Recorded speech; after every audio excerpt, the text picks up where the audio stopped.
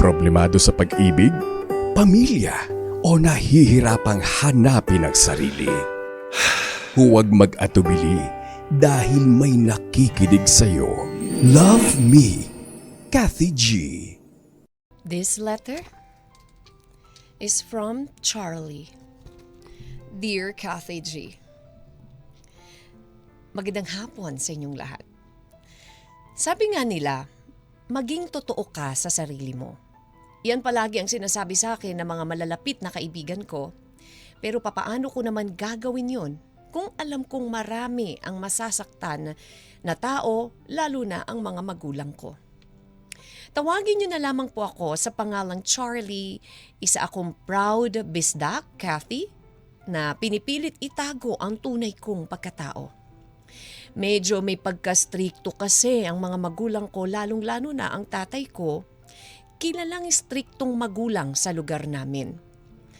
At Kathy, nag-iisang anak ako, kaya sa akin nakasalalay ang pangarap ng tatay ko na ipakalat ang lahi namin. Pero hindi nila alam kung ano talaga ang totoong pagkatao ko. Naku, buti naman dumating ka pa. Matutulog na sana ako eh. O siya, pasok ka muna. Salamat.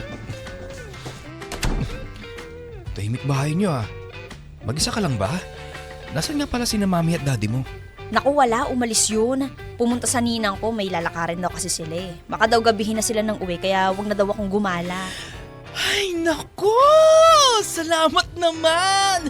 Kung kanina pa ako hindi makahinga sis! Naapektuhan ang kagandahan ko sa palaging nagkukunwari. Eh bakit ba kasi hindi ka pa umamin? Sira!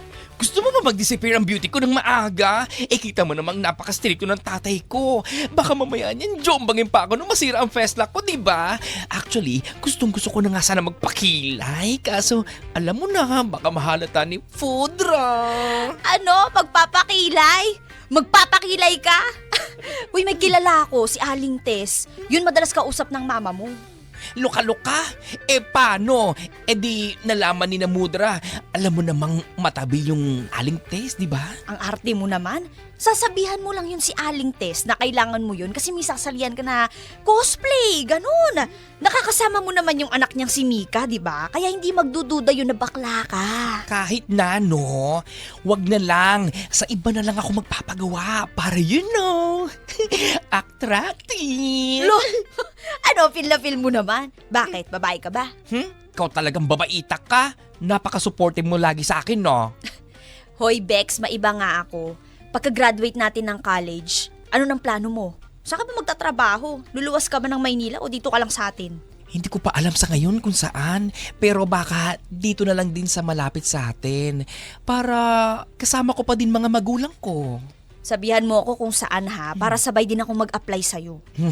Ikaw ha, ang hilig mo dumikit sa akin. Kaya madalas tayo na pagkakamalang magjowa.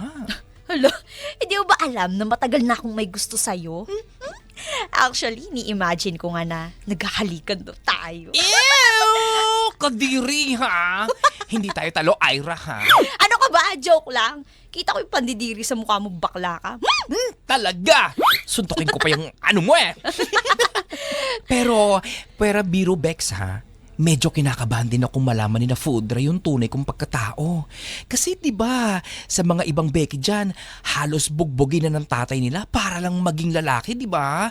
Kaya natatakot akong mabuking nila. Tsaka for sure naman, hindi nila ako matatanggap kaya mas alam mo yun, mas maganda kung ganito na lang ako. Pero seryosong tanong, Charlie. Ano naman yun, Ira? Eh, wala ka bang balak na magpakalalaki? Kasi, tignan mo, sayang yung gwapo mo eh. Ano, wala na ba talagang pag-asa yan? Wala! Tigil-tigilan mo nga ako sa ganyan tanong, Ira, ha? Basta, ang pangarap ko, sumisid sa dagat na parang isang sirena. At pag-ahon ko, ay makikita ko ang mga naggagawapuhang lalaki sa paligid ko. Ganon! Si Ira lang ang nakakaalam kung ano ba talaga ang totoo kong katauhan. Bata pa lang kasi ako ay prangka na siyang sabihin sa akin ang mga nakikita at napupunan niya. Napapansin niya lagi na ang hilig-hilig ko sa mga laruang pambabae. Bukod doon, pati ang mga larawan kong feeling Disney princess. Kung kaya wala akong choice, kundi ang umamin na lang sa kanya. Nag-promise naman siya sa akin na kahit kailan, hindi niya ipagsasabi o ipagkakalat ang sikreto ko.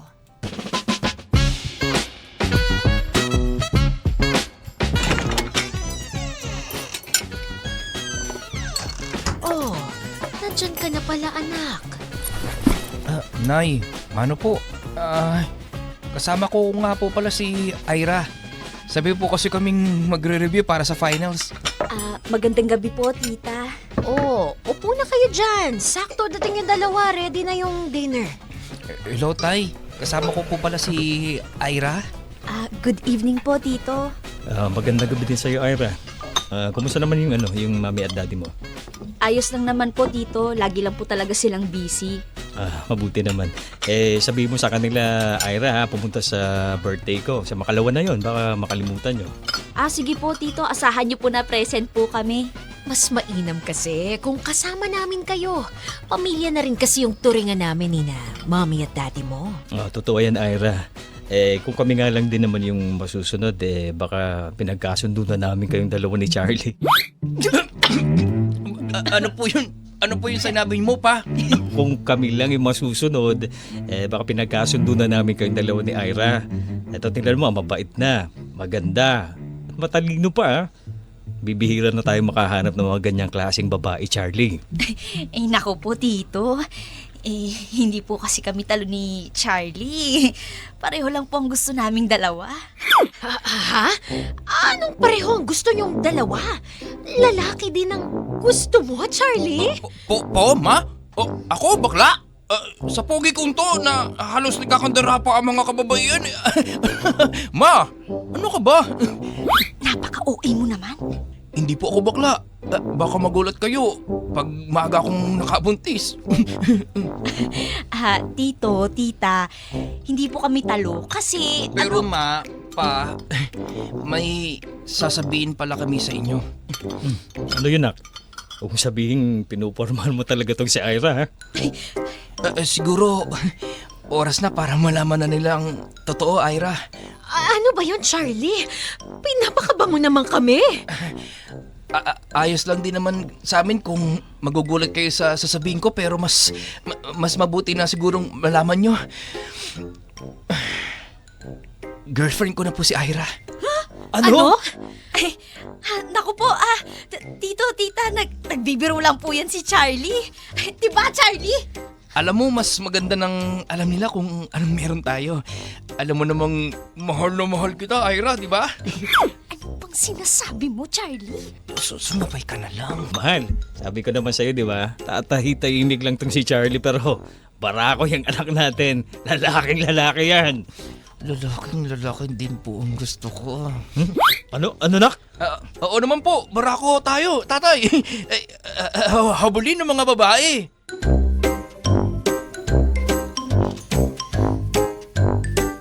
Labag man sa kalooban ko, Kathy, ay nagkunwari ako o na magjowa kami ni Ira. Sweet na sweet ako sa kanya kapag kaharap namin ang mga magulang namin. Pero pag wala na sa harapan namin, ay halos masukan ako. Tumatayo lahat ng mga balahibo ko sa katawan na parang gusto ko maligo ng alkohol sa sobrang pandidiri, Kathy. Pero pasalamat ako kay Ira kasi niligtas niya ako sa sitwasyon na alam kong hindi matatanggap ng magulang ko. Lalo na ng tatay ko. Tapos ang ilang buwan na kunwaring magjowa kami, Kathy, nagkunwari ulit kami at sa script na ginawa ko ay nag-break naman kami at nanatiling magkaibigan ni Ira. Kathy, wala akong balak na ma-in love sa kapwa kong lalaki.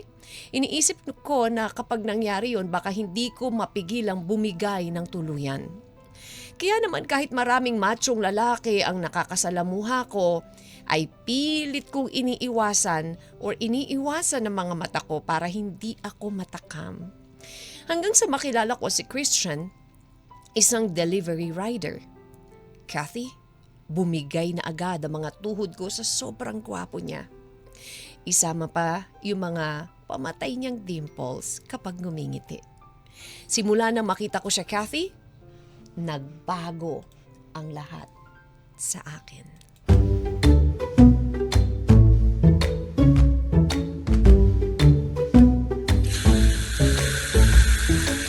Ayan!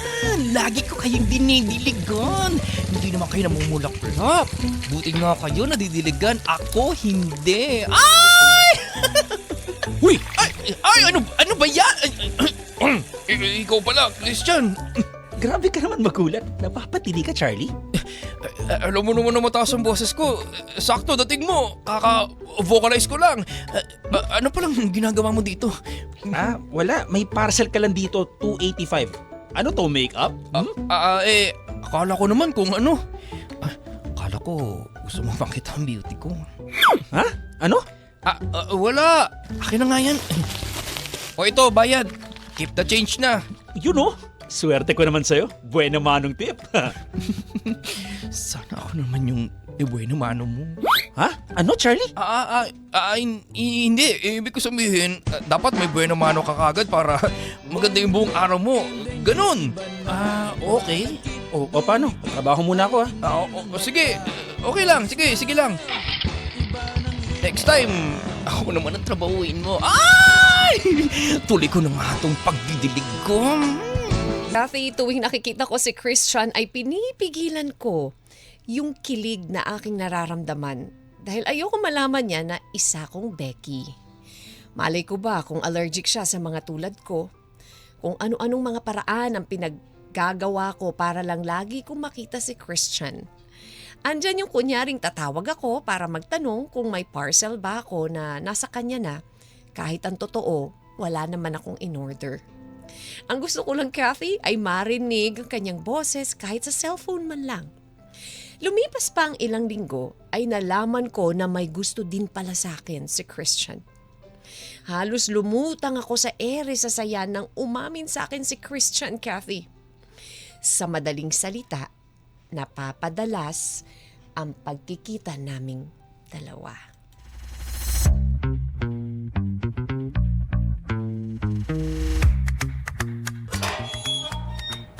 Oh, anong ginagawa mo dito? Pumasok ka nga, baka may makakita sa'yo. Bakit di ka nagsabing pupunta ka? Para surprise. Na-surprise ka ba? Oo, kaso kinakabahan ako. Baka may makakita sa atin. Buti na lang umalis na si na mama. Kundi, pati tayong dalawa.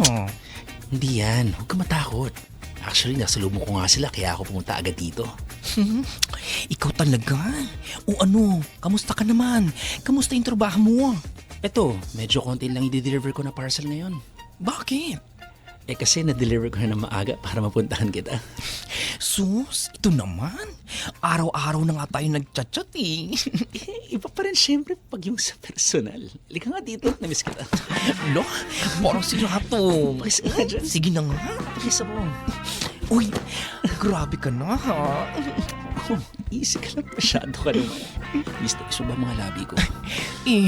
Ano pa nga ba? Charlie, andito na yung... Ma! Ay, Diyos ko! Bakit kayo magkayakap? Magpapaliwanag po ako. Wala to. Ano lang to? Diyos mio!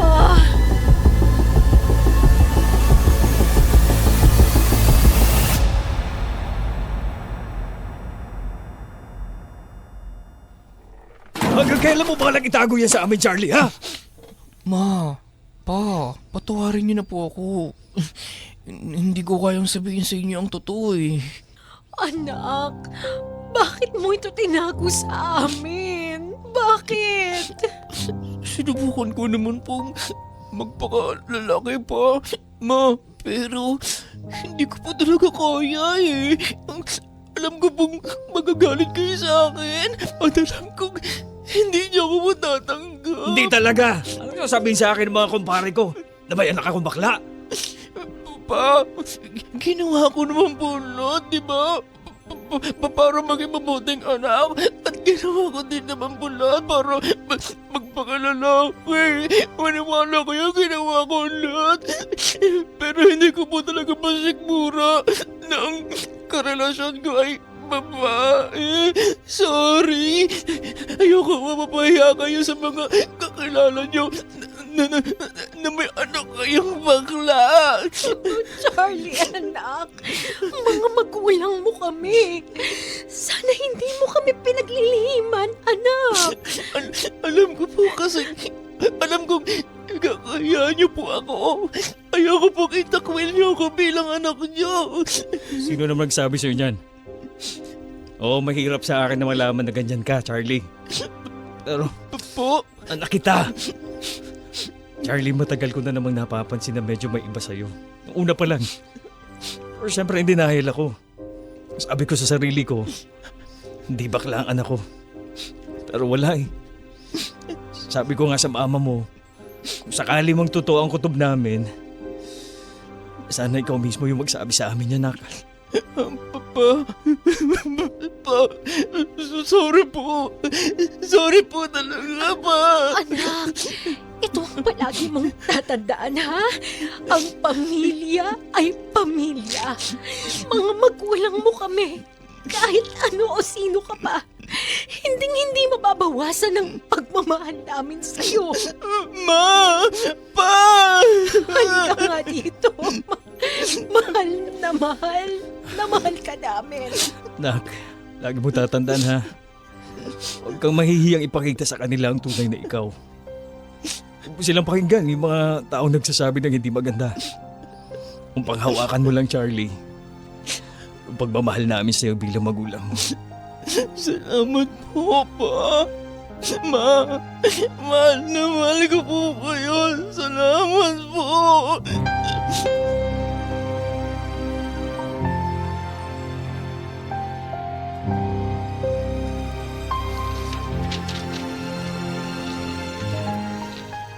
Kathy, doon ko napatunayan na ang pagmamahal ng isang magulang, sobrang blessed ako sa aking mga magulang. Dahil tinanggap nila ako ng buong puso, Kathy. Walang kondisyon at walang ipinakausap o ipinakiusap sa akin kung kaya nakahinga ko ng maluwag. Kathy, nailabas ko na rin ang tunay na ako. Hindi ko na kailangan pang magkunwari para magpanggap lang ng iba tao or ng ibang tao. Sa ngayon ay maluwag nang nakakadalaw sa bahay si Christian. Kumbaga, naging legal na kami sa mga pamilya namin. Subalit nandun pa rin ang limitasyon namin. Sana po ay maraming listeners ang nakakuha ng aral at inspirasyon sa aking kwento, Kathy. Hanggang dito na lamang po. Maraming salamat. And may God bless you all. The boss na gumagalang at nagpapasalamat, Charlie. Love Me, Kathy G.